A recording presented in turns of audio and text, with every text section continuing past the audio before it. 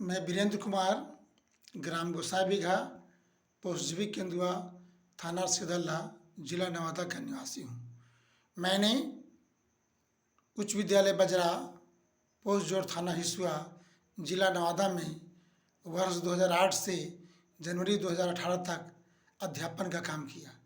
लेकिन उच्च विद्यालय के प्रधानाध्यापक प्रमोद कुमार, वरीय शिक्षक गुरेलाल सिंह एवं नारदीगंज इंटर विद्यालय के अवकाश प्राप्त प्रधानाध्यापक सुनील कुमार शर्मा ने मिलकर नवादा के पूर्व DO Sanjay Kumar Chaudhary, RDD regional deputy director क्षेत्रीय शिक्षा उपनिदेशक के मिलीभगत से मेरा मूल उपस्थिति पंजी को बदलकर मेरा वर्ष 2011-12, 13-14 और 14-15 का वेतन का गबन कराया। मैंने संजय कुमार चौधरी से इसके संबंध में शिकायत दर्ज की, लेकिन संजय कुमार चौधरी ने इस पर कोई संज्ञान नहीं लिया। मैंने संजय कुमार चौधरी के समक्ष अपना सारा दस्तावेज, सारा साक्ष्य प्रस्तुत किया, लेकिन उन्होंने मेरे साक्ष्यों पर कोई ध्यान नहीं दिया, उन्हें दरकिनार कर दिया। मैंने संजय कुमार चौधरी से RTI के तहत सूचना का अधिकार अधिनियम 2005 के तहत उनसे जानकारी मांगी कि उच्च विद्यालय बजरा की मूल उपस्थिति पंजी वर्ष 2010 से 2017 तक विद्यालय के साइट पर या पब्लिक डोमेन पर प्रस्तुत डाली जाए, ताकि यह स्पष्ट हो सके कि वेतन का गबन कराया गया है कि नहीं। लेकिन संजय कुमार चौधरी ने इस पर कोई संज्ञान नहीं लिया। मैंने उनके खिलाफ राज्य सूचना आयोग पटना में परिवाद दायर किया। मामला लंबित है। मैंने इसके पश्चात जिला अपीलीय प्राधिकार नवादा में अपना परिवाद दायर किया। जिला अपीलीय प्राधिकार नवादा ने लगभग 4 वर्षों के बाद मेरे पक्ष में फैसला सुनाया।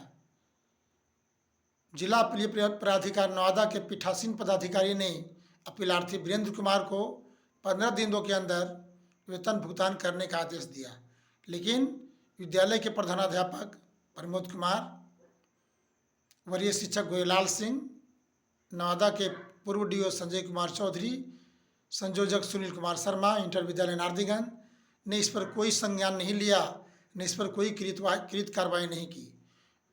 और इसके बाद मैंने मुख्यमंत्री, शिक्षा मंत्री, राज्यपाल को इसके संबंध में अपना परिवाद दायर किया।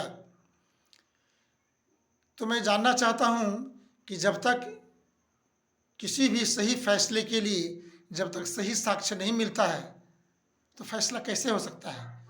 संजय कुमार चौधरी ने सूचना को आज तक सार्वजनिक नहीं किया, न तो पब्लिक पोर्टल पर डाला, न तो शिक्षा विभाग के साइट पर डाला, और झूठी सूचना राज्य अपीलीय प्राधिकार पटना में प्रस्तुत किया और वहां से फैसला अपना उन्होंने मुझे प्रस्तुत किया।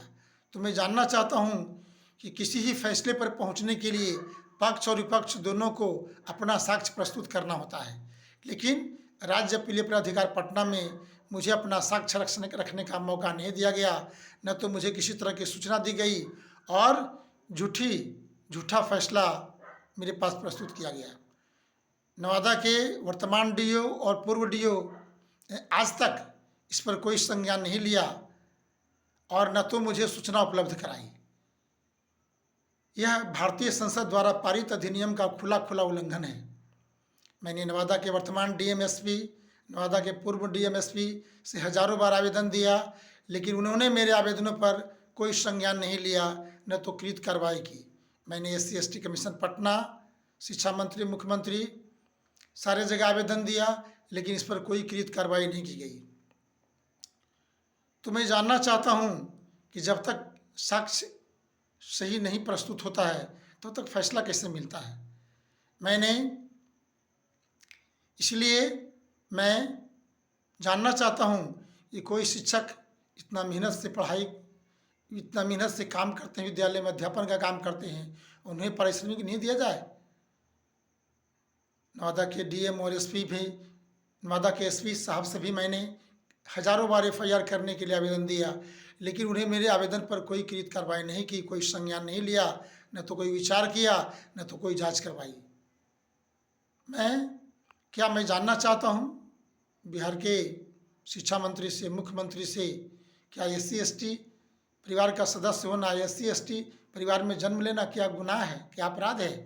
भारतीय संविधान की प्रस्तावना में लिखा हुआ है कि हम भारत के लोग हम भारत के लोगों के लिए काम करते हैं।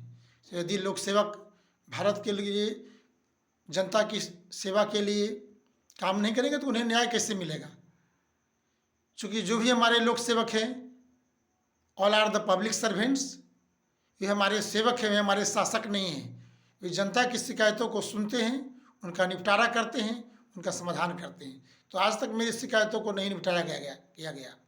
इसलिए मैं मीडिया के तमाम बंधुओं, साथियों, गुरुजनों, शिक्षा मंत्री, मुख्यमंत्री, आम नागरिकों से निवेदन करना चाहता हूं कि मेरी इस बातों को संज्ञान में लिया जाए, लाइक, शेयर और सब्सक्राइब किया जाए और इसे दूर दूर तक फैलाया जाए, ताकि शिक्षा मंत्री, बिहार के मुख्यमंत्री जो नीतीश कुमार कहते हैं कि हमारे राज्य में कहीं भ्रष्टाचार नहीं होता है, मैं करप्शन से समझौता नहीं करता हूं, तो नीतीश कुमार जी आप बताइए, इतना करप्शन है कि यहाँ के लोक सेवक कोई काम नहीं करते हैं।